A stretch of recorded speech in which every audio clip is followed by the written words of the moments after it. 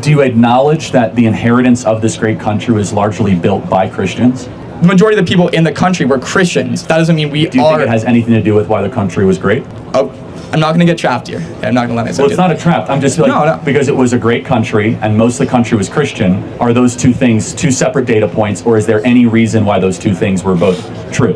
I think there's a link, but I think there's plenty of immigrants who were not Christian. I think just because you have the majority of Christians in the country, in America being a great country, doesn't mean that they're inextricably linked. Let's take the Christian element out of it. Yeah. Let's just say the majority of the country was religious. Do you think the country was better when most of the country was religious and going to a church, a religious service, believed that there was a God, that they believed that there was something higher than them, that there was something holding them accountable? Do you think the country was better then? Depends who you were in the country. If you were a slave, if you were an immigrant, if you're a person who wasn't Christian being persecuted, I would say no. 1980s. We didn't have slaves in the 1980s. No, we did not have slaves in that. Right? You're bringing up the moral majority. Yeah, so like the 1980s, which objectively, there's this whole movement to bring back the 80s, right? Was there anything to the point when more people believed in God? I don't think it was believing in God. I think we were just less polarized as a people in the 80s. Yeah, so of course, you know my belief. My belief is that when a country becomes less religious, more secular, something fills that void. And that void right now is leftism. That void is BLM movements, the trans stuff, Democrat politics. And so